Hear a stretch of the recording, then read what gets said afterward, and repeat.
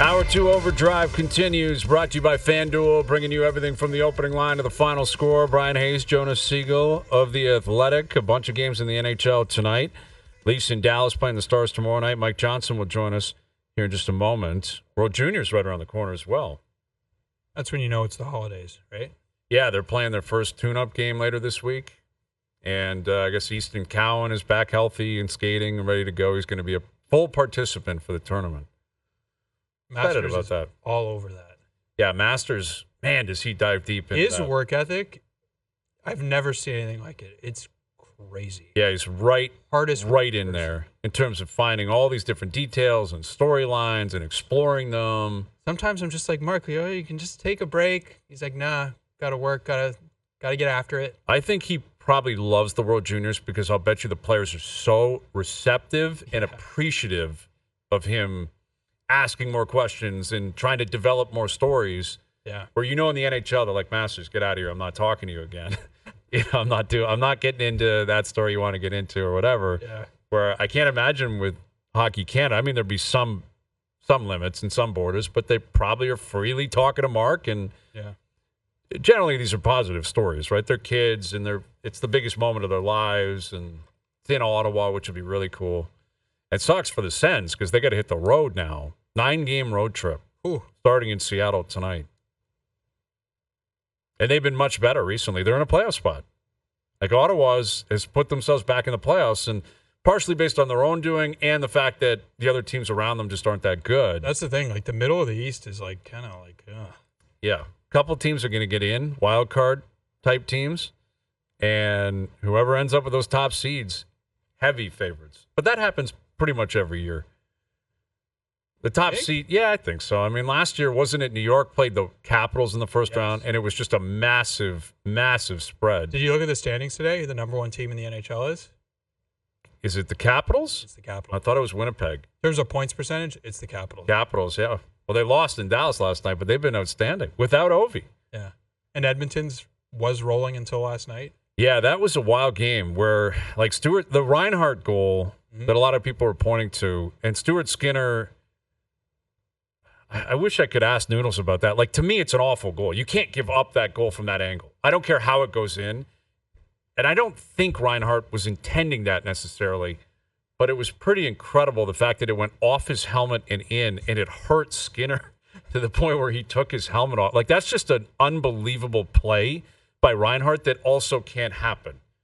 I think you can have it's like 75% shot and 25%. Do you think that's more Reinhart picking that? Yeah, like look where he puts that puck. I know, but it's not even an angle in which it was going to go in unless it hit Skinner and went in. Yeah. So with that in mind, you have to believe Reinhart meant to do that. What was he trying to do? Get a rebound? I'm not sure. I guess he was hoping for that outcome, but I'm not sure you're like necessarily thinking it's going to happen. I wanted to talk to you about Zach Hyman. Did you see his face last night? Yeah, but like I was going to ask you about the goal and just the way he's played the last little bit. It's like he looks healthy. Did Team Canada like maybe overthink this a little bit? He looks healthy. He had a ton of opportunities early in the season. They just didn't go in for him. And that's the goal we're watching right now. Again, McDavid puts it on a tee for him, but he gets it off quick. But the breakaway goal. Yes. Look at his wheels. Like, he looks like he's skating and he's healthy again. But imagine like I showed you Zach Hyman from those first couple years in Toronto, and then I showed you that. You'd be like, what? That's silky. That's improvement. Both goals, Jonas. Yes, you're right. I think the first one right down Broadway, he rifles that into someone's chest. First couple of years in the league. You're right. Like that, he took his time, he set himself up, and he went basically bar down. But I would think if he keeps playing like this for the next month, if there's an injury, he's probably going to be probably next man up. Wasn't this kind of foreseeable? Like, he had a monster playoff. He had 54 goals last year. Don't you just not give him the benefit of the doubt? It was so bad early. I know he had like 3 goals through like 20-something games. He didn't score a goal for the first 10 games or something. He didn't score. But like, look what we just saw. Mm. I don't know. Well, again, I think it was the McDavid conversation was, right, does he have to play with McDavid? No, he's a good player. Like, he doesn't need to play. Look at what we just saw, though, last night. McDavid sets him up. Okay, so start him there, and if it doesn't work, move him. I know, but he's never played without McDavid. Yes, of course he's played without McDavid, but this would apply to every player in the league, not just Zach Hyman. Yeah. But he scored at the level he scored last year because he played with Connor McDavid. Fine. Like, let's be very clear. 100%. Like, Austin Matthews hit 69 goals last year playing with everybody. Yes. By the end, he was with Tyler Bertuzzi and Max Domi. Yeah. That guy is just a pure goal scorer. Yes. Zach is a goal scorer. He's not a pure goal scorer unless he's playing with Connor McDavid. Have you seen the other centers on Team Canada? They're very good. I think he would do fine with McKinnon or Crosby. He might. Maybe Braden Point. He might. Okay.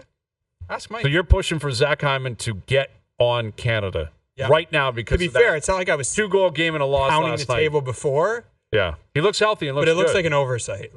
All right. They overthought it. Here's Mike Johnson, our TSN hockey analyst. Do you think Hockey Canada screwed up now, Johnny, now that we've seen Zach Hyman, who looks healthy, although his face is a disaster? Look at that face, man. That's worse than Tom Wilson, in my opinion, from last week. No. Yes. Look at his nose. Like a puck on his face. Look at that guy's nose, Jonas. Okay. Johnny, you answer that for us. Hyman or Wilson, worse hockey face or better hockey face, depending on how you look at it? So Wilson's was deformative, but I bet it was less painful. Like, I think Zach Hyman's, the nose getting all bent out of shape, that is way worse. Like, I've broken my cheekbone, I've broken my orbital bone, and yeah, it's painful, and I had to play with a cage on. But I kept playing. It wasn't, that it was difficult, but it wasn't that bad. The nose is a whole other animal. You get that thing stuffed up your nose. No, that's a mess. And it before we get into the Zach Hyman merits, like, how about just a moment for, and as I'm not trying to act like I was a particularly courageous guy or I didn't feel scared ever, but like hanging in front of the net, which we all did when we played. I wore no visor. Now, guys can't shoot back when I played that they can shoot now, but I would sit there in front of the net looking for screens and tips and not worried about getting hit in the face with no visor on. And I watch the game now between the benches, or I watch it on TV, and I'm like, that is insane. I'm terrified, and I'm not even part of it anymore. So just the guys that hang in there, taking pucks up around their face all the time it's impressive and also a little bit frightening. Crazy. What about Hyman, Team Canada? Do you think they regret not having him on that team? I don't think so just yet, because I think, like, what you're comparing Zach Hyman to, like the delta that Jonas is looking for in the scoring winger position. Because I don't think they see Zach Hyman as effective as Sam Bennett in the role they're picturing Sam Bennett playing, right? It's not to suggest he's not a better scorer than he is. Of course, that's the case. But they're not looking at him like that. So he's going to compete with Sam Reinhart, with Mitch Marner, with Braden Point, he plays in the wing. Like, those are the kind of guys he's competing with. And you can make the argument, and I can understand it, that he would be good there. But I don't think it's some sort of grievous oversight, because those guys are as good or at times better, and they have done it without playing with McDavid. And when they made this pick, Zach Hyman wasn't even playing with Connor McDavid. If he's not going to play with McDavid, it feels like then you're really reaching. Now, what works in his favor is that you can start him with McDavid in an incredibly short tournament and no chemistry will be there. That works in his favor. But if you get past that, having him play with Nate McKinnon, not that it wouldn't work, but I don't know if it would work better than having Braden Point play with Nathan McKinnon. Do you know who else he played with? Mitch Marner. Hyman, McDavid, Marner. That'd be a great line. I don't know. It's funny. Yeah, go ahead, Mike. In my preseason, or our first go around, our first time picking the tournament, the team, which was in September before the season started, that was my first line. Yeah. So I know exactly what you're saying. You're preaching to the choir. I completely get it. But given the way he started and given the way the other guys have played, I understand the decision. I'd like that, though. A former Leaf, a current Leaf, and a future Leaf. And a future Leaf. That would be coming out of Toronto, man. That's the cover of the Toronto Sun. Listen, we'd be promoting it right here on OverDrive. Listen, that game. I think I just did. That game last night was wild, and we were talking about that Reinhart goal. And naturally, Reinhart, he's neck and neck with Draisaitl, chasing down the Rocket. He's coming off 57 goals last year. I believe he scored the Cup winner, right? I think he had the second goal in the Cup in Game 7. And he signs for 8 years at $8.625 million. So there's Sam Reinhart. Again, top 6 on Canada, in his prime, scores massive goals in Game 7 of the Cup final. Are you going where I think you're 57 goals, and now he's going to do it again. He's going to double down. What I'm getting to is, how are the other teams, and I'm not just talking about the Leafs, how can you compete with Florida when Reinhart signs that deal? Like, forget all the other stuff with taxes and palm trees. What's that? Hey, you're picking and choosing. You're picking and choosing. Am I? What about Bobrovsky? They paid him $10 million. Before they had won anything, you're right. They did pay him a lot of money, but that was in the past. So what would you have the league do? Create like specific... It's not even about anything the league can do. I guess I'm asking from a position. It's a loser mentality, admittedly. It is, yeah. That the Panthers, they get this guy. Good teams have an advantage. Well, yeah. I mean, clearly, but it's like 8.6 this guy signs for, and he's going to do it again and again and again. There's no reason to believe Reinhart's just going to be a brutal player in 2 or 3 years. Yeah. Like, if you're other GMs, again, I know people are going to say you're talking about Marner and the Leafs, and sure, that factors in, but I think there's other teams as well that are like, how are we going to compete with that? Like, how much is Slavkovsky making? Like 7 something? Yeah. Slavkovsky's making 7 something. This is a very recent example. Like, it's not like Florida has been. Yeah, but Verhaeghe signed a really good deal. Yeah, we'll see what happens with Bennett. We'll see what happens with Ekblad as a free agent after this year. We'll see what happens there. Right. I don't know. I think part of the conversation for Reinhart specifically was it's not like he had a long track record of scoring at that level. Yeah. Right? He was a 30-goal scorer who had 57. He wasn't a perennial 57-goal scorer. And I bet if that's the third time he scored 50-something, he wouldn't be sitting at $8-something million, right? Like, I think because it was new, because he individually had been on a few different teams and sort of fought to find his best home and realized the value of getting in that best home, which is in Florida, a very good team, plus all the other stuff that's great to go there, plus the team, then he's willing to take less than he would have probably gotten on the open market. I think it's a really big difference. And you're right. Like, Ekblad's been high paid for a while. Let's see what happens with him. Bennett's sort of been now with the Team Canada thing. We'll see what happens with him. Like, if Bennett signs for $6 million, Hayes, you and I will have a summit. Yeah. Right? Summit. But I don't know if that's going to be the case. I think Reinhart was a uniquely qualified sort of one-off that I'm not sure it would replicate itself around the league. But you're right. Like, you put them in an advantageous tax situation, you put them into a great lifestyle situation, and you put them on a great team, you have the mix for a pretty good recruiting tool. Yeah. And Toronto and Montreal, and not just Canadian teams, but, look at the Rangers right now, like, the tax situation. Look at Buffalo. The GM just admitted we don't get palm trees and we have taxes. So it's around the league thing that can be overcome with winning. I think that is a great equalizer. If you are a perennial contender, if you are a team that is always challenging for the Cup, then you will likely get at least other players coming to your team on a slightly discounted rate. So, with that in mind, let's say hypothetically the Maple Leafs do the impossible and win the Stanley Cup this year. Do you think it would be more likely their pending UFAs got more money than you would expect after winning, or less money because they won? You know the answer. You think they'd ask for more after winning? I mean, I think Mitch Marner would ask for more. I think John Tavares would probably ask for whatever it takes to stay, as much as he can get to stay. Okay. And that's not a criticism of Mitch Marner. Like, we have him in the top 10 in the MVP voting. He's been amazing. He's been outstanding. And he's watched his players that he will say, I have played better than Austin Matthews. I have played better than William Nylander this year. I deserve something similar to what those guys, well, more than Nylander, maybe less than Matthews. That's, again, a case unto itself. But, it's interesting. Or maybe, I don't know. I think that's how it goes. Or would you say, listen, we've done everything we can. What does it matter to me whether it's 11.5 the same as Willie or if it's 12.5? Like, it's still another $100 million to go on the first 100 I earned. I'm going to be okay. Maybe my life is better. Maybe I'm going to buy myself $6 million of grace by getting slightly less, and maybe that's worth it. Maybe it's not. I don't know. $6 million is a lot of money, but Toronto might. I know Toronto's exactly different. I get it, but I'm just saying again, using Reinhart, and it's an isolated. On Toronto are different. Like, I don't even know if Toronto's different. It's the players. Like, Nate McKinnon didn't take a massive discount in his last deal in Colorado, did he? No, I would say he did. So. I would say he did. I think he could have got way more than $12.6 million. He's the highest paid player in the league when he signed that contract. By $100,000. We've done this before, Johnny. It was by $100,000 more than McDavid. You tell me if he said I want 13.25, Joe Sakic's going to say no. I mean, he Get could say serious. 14. Of course, he could have.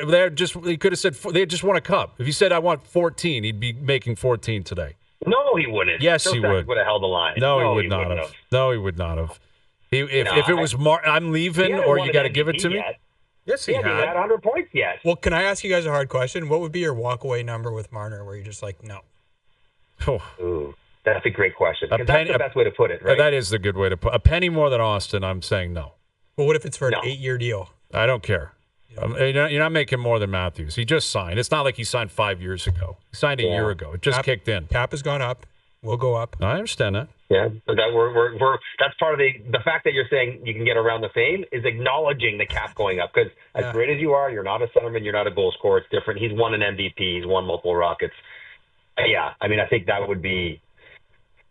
I don't want to be like that. Would be like the let's be rational here conversation. I don't want to walk away from him. I don't want to come to a number where they have to walk away from him because he's that good. Yeah. But it's more like let's be reasonable. Let's be rational. Don't think about going more than Austin. That's going to make everyone's life more difficult. I could see that being the number in the end, though. 13? Yeah. I wouldn't be surprised. I mean, I'm. It's difficult to predict. Who knows what's going to happen the rest of the season?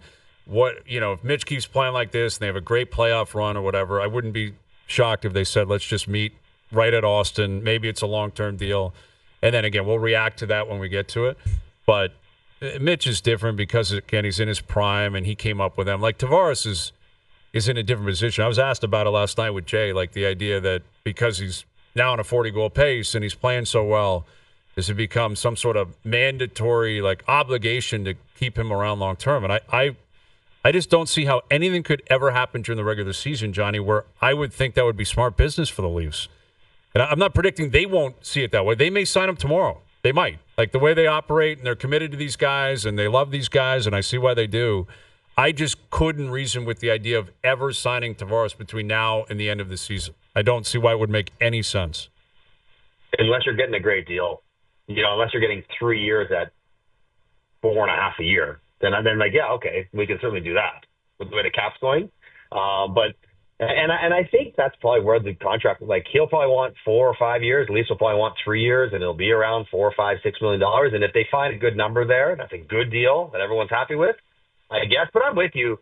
The only danger, and not so much with Tavares, I think the prospect of staying in Toronto, having his kids grow up here, having the house and all, he's settled here as an adult, as a family. Mm-hmm. So you don't have to rush him. Mitch is in a different situation. Yes, he's settled here, but he's young enough, and his family situation is different. And the closer you get to July 1, the more likely it is that Mitch Marner gets swayed by the prospect of something different. And if you're worried about that, that's the only risk you're taking, right? He's like, for Mitch, if he's like, well, we got to the second round here, I'm playing great, I had a great year, now I'm super bullish on my contract here, or maybe I'll see what else is out there because they didn't show me the love when they could have. So now I'm going to make sure that I get the love I can get anywhere and explore other options. It's a delicate maybe act. Now I can hear the fans sort of rolling their eyes as we say it because they've been down this road so many times before. It's and December. they haven't had the success in the playoffs. So let's just let it play out. Lou Lamoriello, if you have time, use it. Right? Well, Don't force it. Well, Mike, let me ask you, because one part of this that I don't think gets enough talk is we assume what he is today is just what he's going to be. So my question to you is what do you think his next 3 or 4 years look like? I want to be as good. I don't know how much better he's going to get, and that's not to be dismissive. I just mean he's sort of 34. at the top of his game. Mitch is what is Mitch now? 28. Are you asking Mitch or Tavares? No, I'm asking Tavares. Oh, you're saying Tavares. John. I'm asking Tavares. Oh, John. Because I mean, I think his next 3 years, they go, he's the stuff he's good at will continue to be the stuff he's very good at, even though he gets maybe not quite as good at it. He's still going to be able to check and take face-offs, and he'll be working hard to maintain his speed as best he can. So if I'm paying him $4 or $5 million, does he go to 30 goals to 25 to 20? Okay, and from 70 points to 60 to 50? Completely reasonable if he's playing second line, maybe third line, power play unit stuff. Completely reasonable. But I think with the cap going to be $100 million in 3 years, having a third line center make $4.5 million is not going to bother me. Yeah. So I'm anticipating a decrease in his productivity because that happens to everyone virtually at his age. He's done an amazing job fighting it off, but I'm not counting on him being this good every year. If he plays like something closer to last year where 5-on-5 production was harder for him at $4 to $5 million, that's still not a bad deal at all. So Anthony Stolarz having a procedure tomorrow. What's with the pebble? A pebble in his knee. Like would You that go to the sand? was Go to that the beach? exactly? Haven't you guys had something like this? Like I've had this before, where it's like you have like a little piece of something that. Did you Like a bone fragment or a piece of cartilage or something floating around. and you could feel it because Yeah. Why don't we call it that instead of a pebble? Yeah, the Because I pebble think that's what it seems- looks like on the X-ray. I think that's what Brad Treeland was trying to say. Right, but would they have found this if they didn't have the MRI? No, Or did Right. like that? This no, is what I like don't understand. clearly Would something they was have found bugging it? him. Yeah, no, something was bugging him. He couldn't like straighten his leg, and then I guess they got tests done, and this is what the test showed. All right, so 4 to 6 weeks. I feel for the guy. He's played so well. There was always this concern: how many games is he going to play? Now, obviously, the number is going to drop and possibly drop significantly if it's closer to 6 weeks or 6 weeks plus, because you never know. 6 weeks plus 4 nations takes him to the end of February. Exactly. Now you're talking like a long break, and maybe he's only going to start, 15 more games the rest of the way or something along those lines. Where does Joseph Woll come into play? How big of an opportunity is this for him to rewrite his own reputation and possibly take the reins here and maybe never look back if he doesn't have to? Doesn't this set up Joseph Woll to be in the exact same spot that he was in coming into training camp? Yeah. Where he's going to have a backup, but he was sort of the perceived guy that needed to earn or play his way well enough to be the number one guy to get the 2/3 of the starts. And it didn't go that way because of injury, because of Stolar's excellence. But he's right back there, except he's going into this run with great form and confidence of his own, where he's played really well this year. So, obviously it's a huge opportunity and responsibility for that matter. It's not like he doesn't have the luxury of Stolarz behind him anymore. Like, he has to be good, and he has to be ready to play 2 out of every 3 games and stay healthy while doing so. And if he can do that, then so many of the questions that people would have had about Joseph Woll, including the organization, will have been answered. If he can't, the flip side is, though, if he can't, then it's really bad news, because this is it. Like, this is the moment where you need him to be the guy that you think he is, the guy that he's shown himself capable of being. And if he can't because of performance, or more likely maybe because of health, and that's really tough. And that puts the Leafs in a really difficult bind as well. Yeah, this cannot be a scenario where in a couple of games he mysteriously disappears and can't play. Exactly. Like, he's got to play. He has to play. You got to play hurt sometimes, even as a goaltender. And hopefully you're not going to run into that scenario. But he cannot be like, something's not feeling right, I'm not going. Well, and you can build credibility with your team by doing that. Which I think he has to. Yeah. Like that. Like what happened in Game 7 last year, how he started the year. Yep. I think he's got to do that. Speaking of building credibility within the room, this Kaapo Kakko comment that came out today. I don't mind it, though. Okay, you don't mind it. You don't mind it. All right. Okay. No. Okay. Let me read it here quickly. Okay. Let me find. Where did I have him? Okay. This is what he said. Wrong. Because he's just speaking the truth, but he's just saying it out loud, which we don't usually do. We don't. And he was a healthy scratch the previous game. And Kakko came out down in New York and said, quote, "Haven't been on the ice too much when opponents score a goal. I haven't been the worst guy, but that was me out of the lineup," end quote. And then went on to say it's easier to take the young guy out than the veteran. Now, a lot of people pointed out he's in his 6th season in the league. He's not a rookie. He's been in the league for quite some time, but what do you make of that? He's like a teenager. Still, he's 6 years into the league. He's not a rookie. On that team, he's treated as the young guy. Right. Still. Right? So what do you make of it? He's not wrong.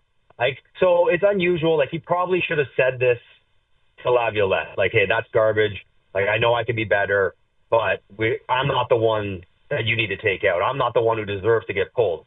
We're worried about defense. I am by far I'm not your biggest priority to fix what ails us, the offense, like from the forwards.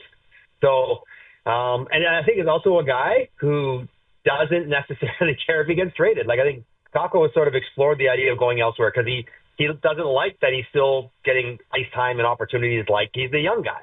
Now, hasn't scored a ton at the NHL level, so how much juice does he have to demand trades or think that I should go elsewhere and get a power play opportunity or top 6 minutes, whatever? But that's how he feels, and I think he's expressed that to the Rangers. And isn't this the worst case scenario? Is like they float. Well, they do Gaudreau in the summer, make them 15 minutes, pick your spot, or you're going on waivers. They talk about Trouba. We want to get rid of you in the summer. It comes out to everyone on the team pretty clearly, even around the league, and he said, "No, I want to stay for my family." Then they put Kreider and Trouba out there publicly. Then they trade Trouba with a threat of waivers and scratches, and he tried to fight for his family, and it didn't work. And at some point, you wonder, will there eventually be pushback from the entire team against the general manager or the organization, which almost never happens? Can we think about a time when the team's like, this GM's treating us bad, we don't like it here? Because generally, like, that affects you. It doesn't affect me as your teammate. Like, I'm sad for you, but like, I'm also worried about my own situation. But I wonder if the general manager and his moves have lost the room a little bit, which is almost unheard of to say in the NHL. But I wonder if Kakko is like, I'm okay with being out of here. I'm gonna pipe off a little bit, and if different guys start talking less about what do we got to do to fix this, and like, boy, Chris Drury's being a jerk with stronger language. So I think some of it, it's all of that. It's Kakko being frustrated. It's Kakko maybe wanting to get traded. It's Kakko being correct in that they could have picked other better candidates to scratch instead of him, and it just speaks to the tough spot the Rangers are in, where it's all going wrong right now for New York. Oh, it's a mess, man. It does feel like there's a real issue within that room. Right. That organization. Like the whole thing. Like, yeah. What's happening? I know. They won the President's Trophy last year. Yeah, and they started the year very well. They were winning a lot of games early in the season. Goaltenders. Yeah, Shesterkin was a big part of that, and Quigg. But yeah, they're a mess, man. They're a mess, and now you got the Sabres and Habs. But I saw that. They got Nashville with 1 win in 10. You got the Rangers floundering. Good news is somebody wins. Bad news is somebody's losing to a team that is struggling mightily as well. The same thing with Sabres and Habs tonight. One of them's got to win. Same. Someone's got to win a hockey game tonight. All right, Johnny. We'll catch up later in the week. All right, guys. Have a great week. There he is, Mike Johnson, our TSN hockey analyst, joining us here on the Maple Toyota Hotline. Check out Maple Toyota's huge truck and SUV lineup, including Tundra, 4Runner, Highlander, and Grand. Highlander in stock and ready to deliver. Visit mapletoyota.com. Yeah, a lot of games in the NHL tonight, John. So I have one question that I wanted to ask Mike, but I'll ask him later. So I'll ask you instead. Not as good. Okay. Yeah, all right. Yeah. So I've been thinking about it like over the years, why Matthews-Marner-Nylander haven't basically played together at all. I looked it up and I found like 2 games like 5 years ago. And I think of like other teams, and it's not so unusual. Like Landeskog, McKinnon, Rantanen played together forever in Colorado. Marchand, Bergeron, Pasternak played together and were unreal. Yep. How come it's been such a like never do it here? Now they don't never do it, but it's like offensive zone draw coming out of a TV timeout and then not happening. It's like they're down a goal. Let's try to get a spark, but it's never like sustained. And I sort of understand why, like you want balance and everything, but it's also a little weird. Like your 3 most talented players are never on the ice together at 5-on-5. It doesn't really make sense. I think it's a combination of wanting balance, but also that they all have pretty much the exact same disposition on the ice. Where they need the puck and they're... That, but also none of them ever get pissed off. None of them are necessarily known as like forecheck merchants. None of them go to the front of the net. Are there 2 better puck thieves, maybe 3, than those 3 guys? They're incredibly great. They're great at back pressure, and they turn pucks over, and they'll end a breakout with that. But like using the Marchand, Bergeron, Pasternak line as one that was incredible. Like Brad Marchand is just a different beast. He's got a different approach, different attitude. Yep. Bergeron as well, like the Selke winner 3 every very single different year. types. Very different types, and I think that would be my concern, is that the three of them, they're just, there's no contrast in any way in terms of their general attitude to how they approach the game. I think that's fair, and I guess the question is, how dominant would they have to be to make it worthwhile for what you lose on the other lines? But like those Boston teams, not like they had that much going elsewhere. Like it was basically that line or nothing. You had Krejci, who was a good second line center, but right, which you would have Tavares. Yeah, you're right. It's just something I've thought about, and it's kind of like a hockey thing a little bit. Like you wouldn't do this. I'm intrigued by it. I'm intrigued to see it, and I think a lot of it is balance.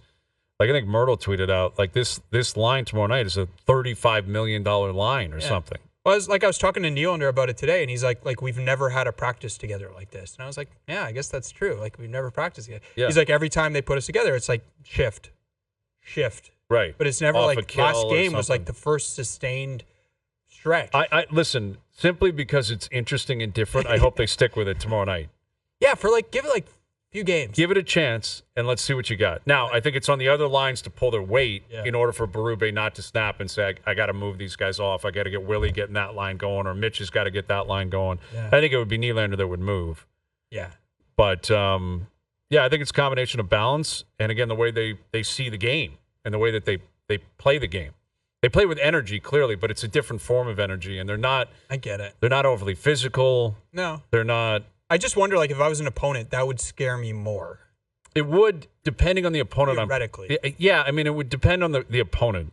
If you felt comfortable, if you had a shutdown line or a shutdown pairing where you felt like you could maybe neutralize them, you might take on that challenge thinking, okay, the rest of the lineup we can get. Mm-hmm. And, again, if it gets nasty, how comfortable are they going to be in a scenario like that? But that doesn't happen very often. Right, and if Nye's up there, is it really that different? Doesn't change a ton, but he is a guy that he can be like a bull in a china shop at times. Mm-hmm. Nice, like he goes to the front of the net and he fights for pucks and he'll forecheck and throw his weight around. Those guys are kind of the beneficiaries of that type of style. Like go in there, get to that guy, gets the puck. Yeah, exactly. All right, confirm and deny coming up, and we got the NBA Cup tonight. Bobby Marks will join us. Good matchup. I'm excited for it. It should be. I mean, I think on FanDuel, I want to say, is Oklahoma City like a 4.5-point favorite, I believe, in a game tonight. But we'll look ahead to that. The Raptors lost last night. Back in action tomorrow night. Catch up with Bobby, get his take on all that. Overdrive continues. TSN 1050 and on the TSN app. I can neither confirm or deny that this is in fact a segment. Austin trades Andrew Raycroft to Toronto in exchange for the rights to Tuukka Rask. It's been my honor and a privilege to serve as the general manager of the Toronto Maple Leafs Hockey Club. It's time for Confirm or Deny. Do you regret giving all those gentlemen the no trades or no movement clauses? I can neither confirm or deny that. I can't confirm or deny. All right, confirm or deny. We should point out Jesse Palmer coming up in half an hour. Bobby Marks as well. So a lot on the NBA, a lot on the NFL. NBA Cup tonight. A lot on this ratings dip, too, down in the States on the NBA.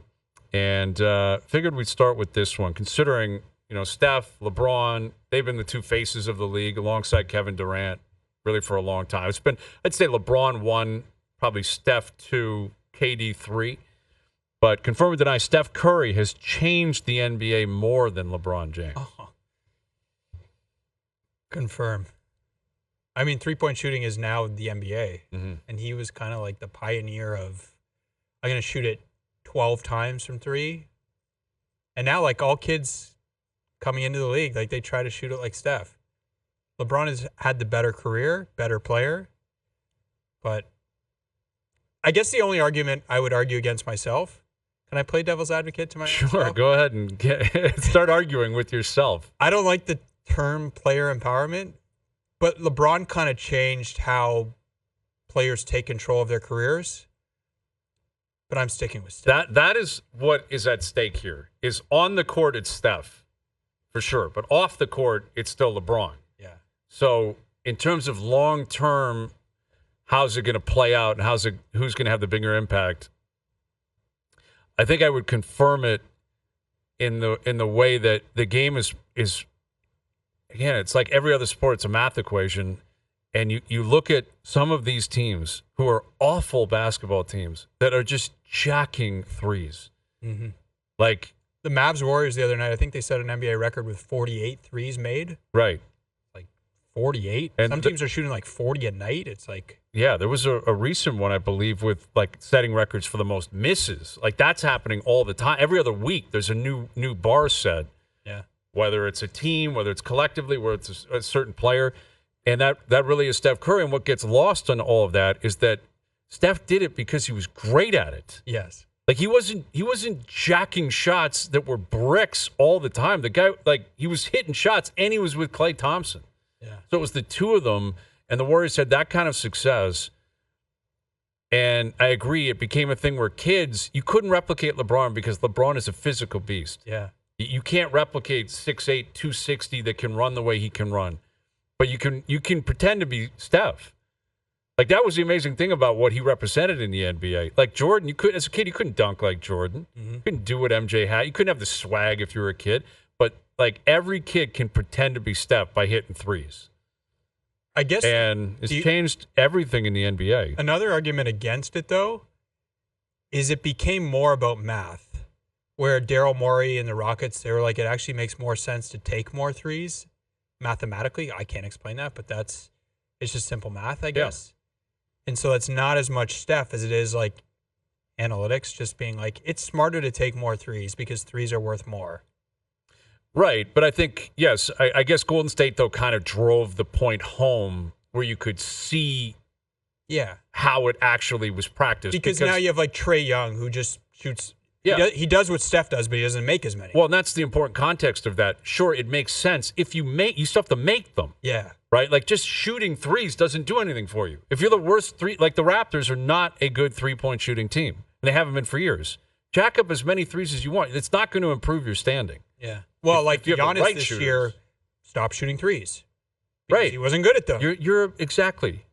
You have the ability to still be effective in other ways, and you have to try to thrive in those areas. Where LeBron's impact on the game is like, it's not international icon because he was never going to match what Jordan represented. But he is an international. He is, but he wasn't going to move the bar further than what MJ represented, right. Even what Kobe represented in some ways. Mm-hmm. But him leaving Cleveland did really expedite the movement of superstars around the NBA. Yeah, saying just because I'm signed here doesn't mean, and he was done with his contract, but just because I'm signed here, I'm not staying here. Right. And I'm going to sign one-year deals and put pressure on you, and I want power, and I want you to fire this guy and trade that guy and hire this guy and sign that guy. It's not all been good, but I do think it was improperly balanced before, where teams could just do whatever the heck they wanted. Right. It swung way too far the other way, though. Like that. This is the conundrum that the NBA has now, that like players. But now they've changed it where like it's harder to make trades. Like they've added all this second apron stuff, and like, you have to like. It's a little more complicated than before, but yeah. Well, they're trying to attack super teams. They're trying to attack what happened there, where LeBron said, "I'll go join Dwayne Wade and Chris Bosh." It's like you can't have all of them. That's what they're trying to do. The idea of paying a third guy that kind of money just isn't really possible in the NBA anymore. But Steph's form is just it does seem like a three-point shooting contest in the NBA. It's a real issue because it's not really that entertaining. This is the thing, though. It was thoroughly entertaining when Golden State was doing it. Like, when they arrived, it was so fresh and so new. And because Steph was so good and Klay Thompson was so good, then when you added Kevin Durant, it was like, this is unbeatable. You can't stop this, and look at how graceful these guys are. When you're watching Memphis, Detroit, you're like, I can't watch this. Well, I cannot see these teams just jack threes like this. You mentioned the ratings. How often do you watch a full basketball game? I'm not sure you watch a full sporting event, period, anymore. It's actually true, yeah. Like anything, really. Without some sort of a distraction or something else going on where you want to check in. Well, you'll watch a full Leaf game. I will too, obviously. Sure. But even that, if the Leafs are playing and the Bills are playing the Lions at the same time, like the other night, I'm flip over and watch the Bills game. Yeah. Like, absolutely. I'll predominantly watch the Leaf game, but I'm still tracking what else is going on. What game do you think you watched the longest? Probably is Leaf games, I would think. But so let's take Leafs out of the equation. If it's the NHL, Leafs are out, NBA, it would NFL. be the NFL without question. Yeah. Like a standalone NFL game. You give me a big Sunday nighter, I would watch the whole thing. Me too. Every snap and love every second of it. Me too. But good announcers, like good game. The production level is phenomenal. Yeah. You can't beat it. But it's a tough sell. You know, I think in the modern era, this applies to everyone. We're easily distracted. I'll look myself in the mirror. Like, it's not even that I will flip off. I might just be looking at my phone for 10 minutes. Mm-hmm. So I'll miss something in a Raptors game, in a Blue Jay game, or whatever. But all right, confirm or deny. The Chiefs should sit Patrick Mahomes until the playoffs. High ankle sprain. Full participant in practice today. Confirm 100%. You would shut him down, load management into the NFL. What's the upside? You want load management in the NFL. You want to kill the NFL. He was hurt in the AFC Championship game last year, wasn't he? Is that when he got hurt? Yeah, he had the high ankle sprain. He still won the Super Bowl. I think it was last year, the year before. Yeah, right? Yeah. And he was kind of hobbling around. Mm-hmm. I just don't know what the upside is. What do they? Well, the upside is about? holding on to the top seed. I guess they get the bye. They may get it anyway, even with Carson Wentz. Right. But they got Houston, Pittsburgh, Denver, 3 tough games. Buffalo has New England, New York, New England, 3 easy games. Probably. So I think if you're Kansas City, you've maybe got to win. You got to win at least 1, but maybe 2. That bye is important. I hear you, and that's why I would deny it. I think the fact that he's a participant today says he's going to play, which is I appreciate that so greatly for a guy that has won all these rings, has all these accolades, all these MVPs, best player going, 13-1, and he's like, I'm playing. And I will believe it when I see it that he plays on the short week because he's got Saturday, Wednesday, he's playing on Christmas Day. But I wouldn't. That's the thing. It's a quick turnaround. Like, if anything, I would shut him down this weekend and say, come back on Christmas. Yeah. Like, that I could makes understand. Give him the extra time off. Usually with high ankle sprains, you miss like 6 to 8 weeks. You can miss a long time. It's worse than a break, I think, in terms of like time missed. It is, but you can't injure it more. The NFL players are a different beast, man. Like, they're freaks of nature, and I have a great appreciation for it. Of them all. Yeah, but in terms of injuries, like Brett Favre played 303 games in a row or something. He had shoulders that were popping out. He had knees that were banged up. And I think when you compare and contrast again to what the NBA is going through, Joel Embiid is out because he hurt his face recently. The idea that Mahomes, the most important, most valuable player in the league, on a 13-1 team that have won 2 Super Bowls in a row, is saying, screw it, I'm playing because I can play. They play 17 games. These guys play 82. It's not totally the same. So you're condoning the behavior of Joel Embiid? Yeah, I mean, he has a sinus fracture. What do you want him to do? Play. But even prior to that, there was so much else. It was injury reserve and injury, all these different injury reports.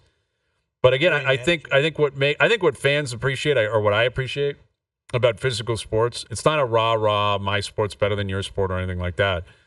It's that football players and hockey players, the reason they play is so their teammates respect them. That's why they play. Mm-hmm. They don't play to be heroic. They don't play for the fans. They don't play for the media. It's not even about the money at that point. And I think a lot of society appreciates that greatly, that it's like they still have a belief that I have to play so I can look my teammate in the eyes and say, I played. And I battled for you because I know you battled for me. I know it's hokey, but I think it means something. I do too. And I think people really react to that and respond to it. Because people have to go to their jobs every day when they don't feel great, right? Exactly. Well, it you can't just call it and be like, load management. Not feeling it. I need some load management here. All right, confirm that. I got more we'll get to later this afternoon. Jesse Palmer coming up. Bobby Marks, our best bet still to come as well. Overdrive continues. TSN 1050 and on TSN 4. All right, Jesse Palmer coming up. Bobby Marks. A couple more confirm or denies. But we have sent Al's brother out somewhere in the city with a pair of Leaf tickets. You have to guess where he's hiding for your chance to win them. Are you prepared for the second clue of the week, Jonas? Do it. Hey, Overdrive fans. How's your Tuesday going? Hopefully we can get you one step closer to finding out where is Al's brother and get yourself a pair of Leafs and Jets tickets on December 23rd. It surely will be the hottest ticket in town that night, but the place that I am hiding out this week has been the second hottest ticket in town.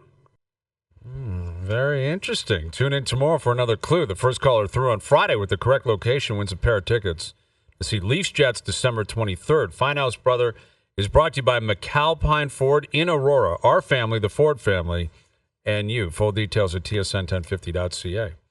Leafs in Dallas tomorrow night. NBA Cup tonight. We'll tee that up. LeBron returned, right, over the weekend. LeBron is back. Good to see LeBron. And they're changing up the All-Star game again in the NBA. And unsurprisingly, Kevin Durant hates it. He's willing to say publicly he hates it. He hates a lot of things, KD. But he's outspoken. I'll give him that. Gotta love it. Like, if he's got something to say, he's going to just tell you what it is. So he spoke on that earlier today. So Bobby Marks on that and more still to come. Where are the Raptors at as we move forward here?